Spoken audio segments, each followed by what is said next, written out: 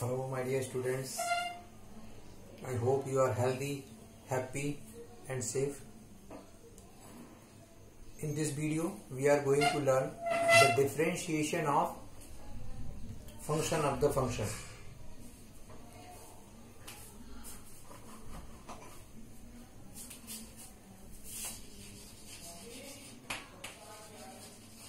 Differentiation of function of the function or composition of function. Differentiation of composite function or composition of function. For that, firstly we have to discuss about the basic of differentiation, like what is the meaning of differentiation? Differentiation means there are two meanings. One is rate of change of value of the function or slope of tangent at that point. But here we are using the first definition, rate of change of value of the function.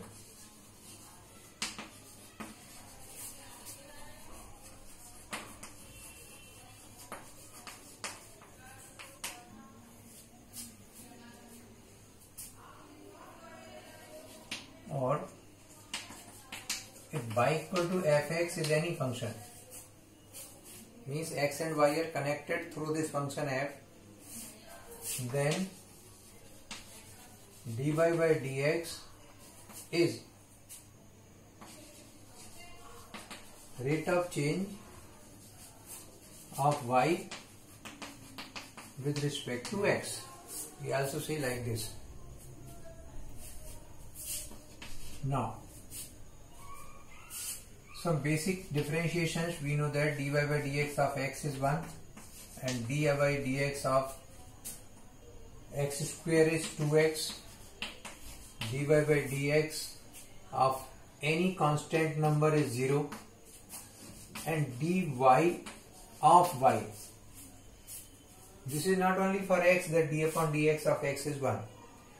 It is a general rule that if you are finding the rate of change of the variable with respect to itself, then it will be 1. It can be dy by d theta of theta, that is also 1. But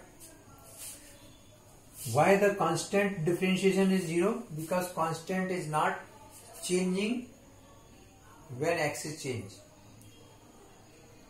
That is why the rate of change of constant function is 0 with respect to any variable, because it is not depending on that variable. Now, if y equal to x square, then dy by dx of x square is 2x. We know that. But what is d upon dy? That will also be 1.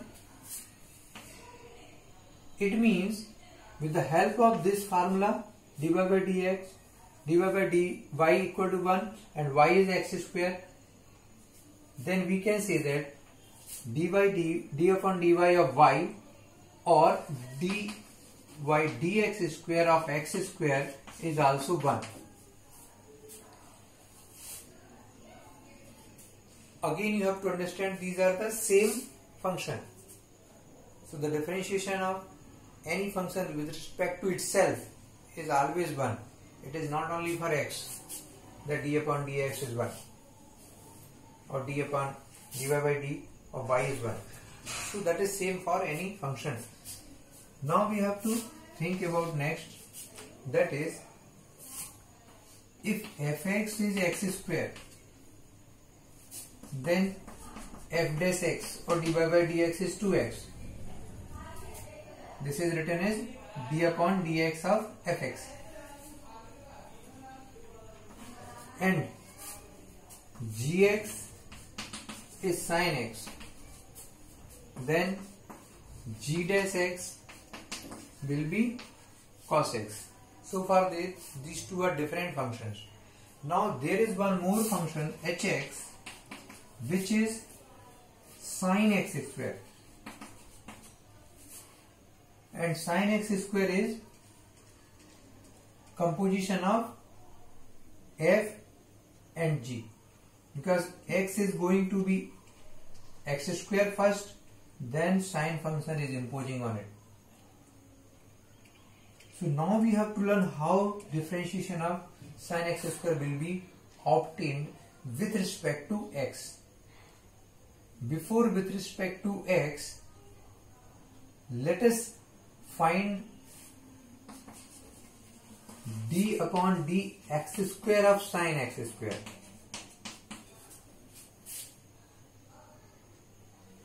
If this x square is y, then sin y with respect to y will be cos y.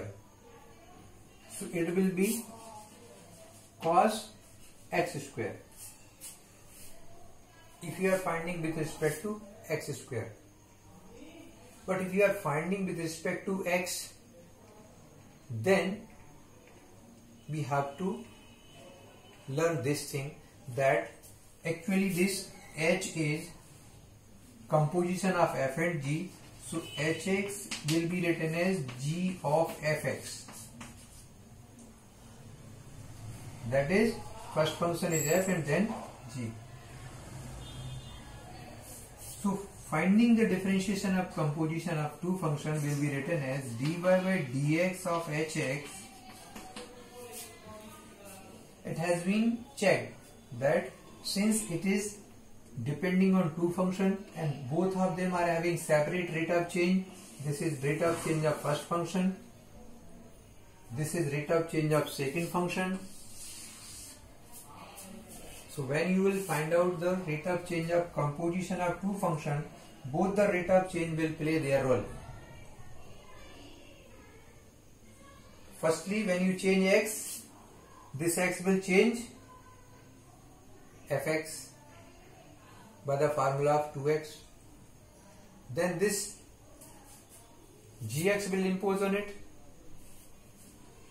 Like see, we write g of fx is g of fx. So when you are changing x, firstly f will be changed. When f will be changed or fx value will be changed, then g will be changed. So basically the differentiation of hx with respect to x will be differentiation of x, differentiation of fx with respect to x, क्योंकि x के change होने से fx में change आएगा. जो भी उसका अपना रेट है, फंक्शन जो भी हो, पहला फंक्शन जो फंक्शन होगा उसके रेट यूज होगा. और फिर सेकेंड पार्ट में क्या होगा, अब g किसका फंक्शन है, जो सेकंड फंक्शन है h किसका फंक्शन है, g का, और g क्या है, sin x. लेकिन यहाँ पर sin x स्क्वायर है, ये ध्यान रखना है. तो पहला फंक्शन x स्क्वायर यहाँ पर अपना रोल प्ले करेगा. दूसरा, तो dy by dx of x square of sin x square, क्योंकि x से x स्क्वायर होगा और x स्क्वायर से sin x स्क्वायर चेंज होगा. लेकिन ऐसा ना लिख के हम लोग नॉर्मली यहाँ पर क्या लिखते हैं, fx का x के रिस्पेक्ट में, और ये है हमारा दूसरा फंक्शन, वो fx से कनेक्टेड है. तो this g of fx will be change with respect to fx. ये थोड़ा सा नया है, ये समझ लें. x के चेंज होने से fx चेंज होगा और fx के चेंज होने से gfx चेंज होगा या hx चेंज होगा, क्योंकि h दोनों का कंपोजिशन फंक्शन है. तो ऐसा भी लिख सकते हैं, या इसको थोड़ा सा और इजी कर देते हैं कि हम अगर fx को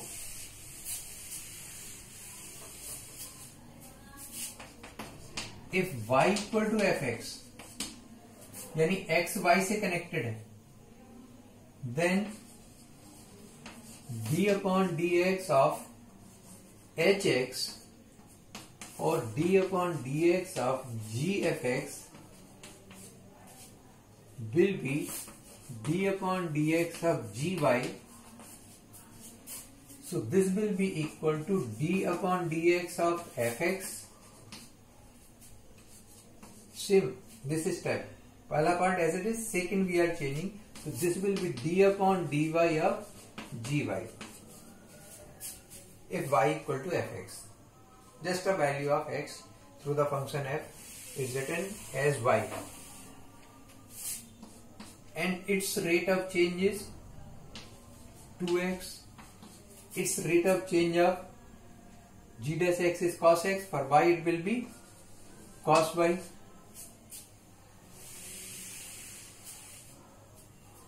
So 2x and y equal to fx, that is x square. So it will be cos x square.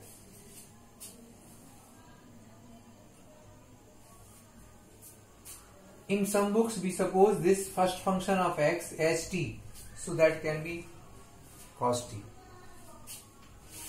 But only the point is this, if there are two functions then their rate of change will play their role to find out the rate of change of their composition. Simply ये याद रखना है हमको, अगर दो function मिलके किसी नए फंक्शन को बनाते हैं तो नए फंक्शन का रेट ऑफ चेंज उन दोनों फंक्शन के रेट ऑफ चेंज से रिलेटेड होगा, और उन दोनों फंक्शन के रेट ऑफ चेंज का मल्टीप्लिकेशन होगा नए फंक्शन का rate of change. dy by dx of hx is dy by dx of f into dy by dx of gfx, जो उसका सेकेंड फंक्शन है. सेकेंड फंक्शन क्या है? साइन. पहले एक्स स्क्वायर फर्स्ट फंक्शन है, तो फर्स्ट फंक्शन का rate of change आ गया, और दूसरा साइन एक्स स्क्वायर है. साइन एक्स स्क्वायर का एक्स स्क्वायर के रिस्पेक्ट में क्या होगा? कॉस एक्स स्क्वायर, तो कॉस एक्स स्क्वायर आ गया. एक और एग्जांपल से हम देखें.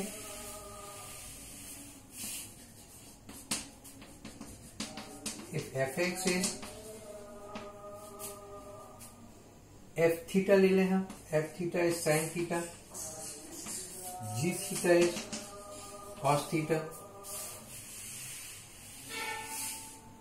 and h theta is sin cos theta. Then what is dy by d theta of h theta? तो पहले आपको देखना है थीटा का किसके रिस्पेक्ट में कर रहे हैं? थीटा के. तो थीटा का पहला फंक्शन क्या है? cos theta. तो पहले थीटा के चेंज होने से cos थीटा में जो चेंज आएगा वो आएगा, इसका रेट ऑफ चेंज आएगा फर्स्ट फंक्शन का. फिर उसके बाद जब cos थीटा में चेंज होगा तो sin cos थीटा में चेंज होगा. तो sin cos थीटा का किसके रिस्पेक्ट में?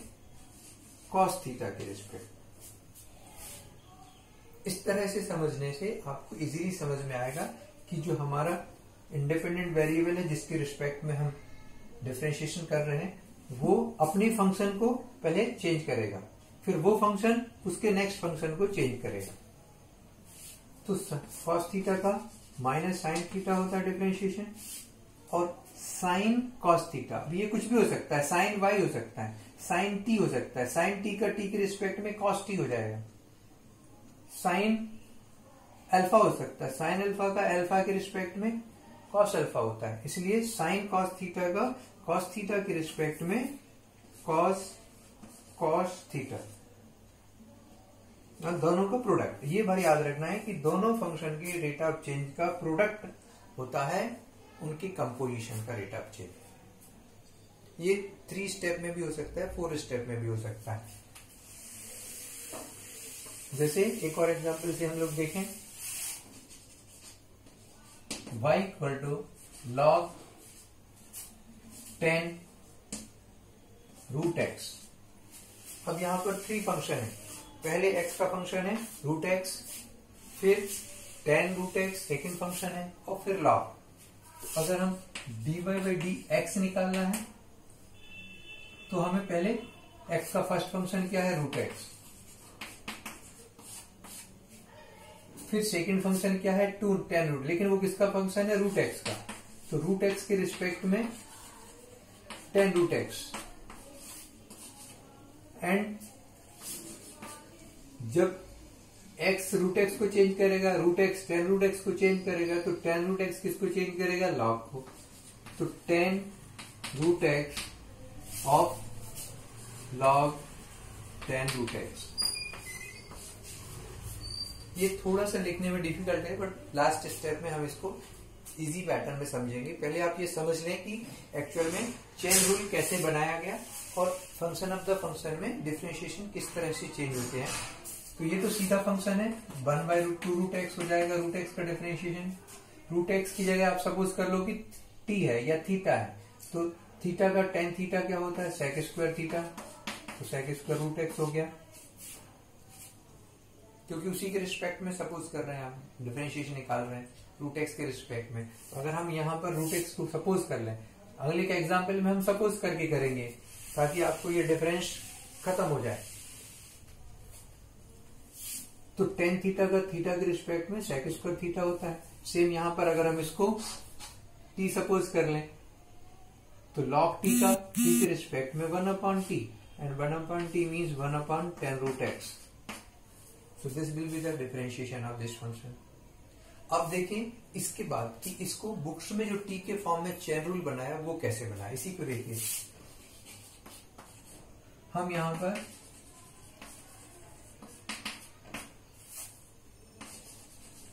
सपोज करेंगे पहला फंक्शन रूट एक्स, इसको सपोज यहां पे देखिए सेम दिखे इसलिए हमने रूट एक्स को सपोज कर लिया t। तो हमारा y क्या बन गया, log 10t। लेकिन अभी भी y और t डायरेक्ट कनेक्ट नहीं है, पहले tan लग रहा है फिर log लग रहा है, दो स्टेप में है, इसलिए डायरेक्ट फंक्शन दिखने लगे तो हम 10t को u सपोज कर लेते, एक नया वेरिएबल, तो y बन जाता है log u। अब u पे log लग रहा है, y आ रहा है, डायरेक्ट दिखने लगा नॉर्मल फंक्शन की तरह, y equal to log x की तरह ये दिखने लगा। बट एक्चुअल में हमें पता है कि y u क्या है, t का फंक्शन है और t x का फंक्शन है। तो जब हम dy/d, अगर आपसे पूछा जाए dy/du क्या होगा, तो 1/u होगा, लेकिन हमें x के रिस्पेक्ट में निकालना है, ना t के रिस्पेक्ट में ना u के रिस्पेक्ट में। तो अगर x के रिस्पेक्ट में y को डिफरेंशिएट करना है तो ये x का फंक्शन तो नहीं है, पहले तो हम ऐसे लिख देंगे dy/dx of log u, but actual में ये सेम वेरिएबल नहीं है। तो हमें पहले ये देखना पड़ेगा कि x किसका फंक्शन है, x का अगला फंक्शन क्या है, t रूट एक्स, और रूट एक्स का फिर अगला फंक्शन है tan रूट एक्स u। तो इसको हम बुक्स में कैसे दिया है कि ये वाला स्टेप पहले कर दिया, क्योंकि ये log u है तो u के रिस्पेक्ट में निकाल दिया। मैंने जो बताया वो first function, second function, third function से, बुक्स में पहले थर्ड फंक्शन को डिफरेंशिएट किया, फिर सेकंड को, फिर फर्स्ट को, फर्क कुछ नहीं पड़ता। 2 × 3 × 4 भी 24 होगा और 4 × 3 × 2 भी 24 ही होगा। तो मेरा मेथड ऐसा है जिसमें आपको वेरिएबल दिखता है कि x से पहले रूट एक्स बना, फिर रूट एक्स से tan रूट एक्स बना, फिर उससे, यानी हम इंडिपेंडेंट से डिपेंडेंट वेरिएबल की तरफ स्टेप बाय स्टेप जाते हुए डिफरेंशिएट करते हैं। लेकिन बुक्स में क्या करते हैं कि वो यहां पर पहले u के रिस्पेक्ट में log u को करेंगे, क्योंकि ये u का फंक्शन है, फिर u का डिफरेंशिएशन देखेंगे, u किसका फंक्शन है, t का, तो t के रिस्पेक्ट में कर देंगे dy/dt ऑफ u, और t किसका फंक्शन है, x का, तो dy/dx ऑफ t। ये बुक में चेन रूल इस तरह से बताया गया है। तो अगर आपको ये ठीक लगे तो ये कर सकते हैं, इस तरह से करना है तो इस तरह से कर सकते हैं। इसमें भी वही लग रहा है, सब कुछ वही है। देखिए u का u के रिस्पेक्ट में 1/u, तो ये हो गया 1/u, यानी 1/10 रूट एक्स आ जाएगा, इनटू u क्या है, tan t, तो dy/dt of tan t, value put up कर दी, और t क्या है, रूट एक्स। इस तरह से वैल्यू पुटअप कर देंगे, वही आ जाएगा सेम। ये देखिए ये यहाँ पर है, ये रूट एक्स, t की जगह रूट एक्स रखने पर, तो दोनों मेथड से सेम आंसर आएगा। अगले स्टेप में आप यहाँ लिख सकते हैं, ये हो जाएगा 1/u मीन्स tan t, यानी tan रूट एक्स, या आप ही पहले tan t लिख लें, फिर tan t का sec स्क्वायर टी और रूट एक्स का 1/2 रूट एक्स। बाद में इसकी वैल्यू पुटअप कर दी, root x sec square root x और 1/। तो आप देख सकते हैं जो हमारा आंसर आया था 1/2 root x sec square root x and 10। So both are same either this way और। तो इस तरह से हम ये अच्छे से समझ रहे हैं कि जब 2 या 3 फंक्शन को मिला के कोई हमें फंक्शन दिया है, उसका डिफरेंशिएशन करना है, तो सबसे पहले आपको x देखना है कि x का पहला फंक्शन क्या है, रूट एक्स। तो रूट एक्स का डिफरेंशिएशन कर दिया। फिर अगला फंक्शन tan रूट एक्स, लेकिन वो tan रूट एक्स पर डिपेंड कर रहा है, इसलिए रूट एक्स के रिस्पेक्ट में आएगा, तो sec रूट एक्स। फिर log, ये किस पे डिपेंड कर रहा है, किसका फंक्शन है ये, tan रूट एक्स, तो tan रूट एक्स के रिस्पेक्ट। ये ज्यादा बेहतर है, ऐसा करेंगे तो इजीली जल्दी आंसर आएंगे। अगली वीडियो में हम कुछ और क्वेश्चंस देखेंगे, तब तक आप ट्राई करिए इस तरह के 2 स्टेप 3 स्टेप के कंपोजिट फंक्शंस के डिफरेंशिएशन निकालिए। और जो भी आपको प्रॉब्लम हो, किसी भी तरह का कोई भी कंफ्यूजन हो, मेरे को अप्रोच करिए, मुझे फॉरवर्ड करिए अपनी problems. And always remember 9669536330 RKJ। मेरा चैनल है maths Rishabh matrix. Okay, bye.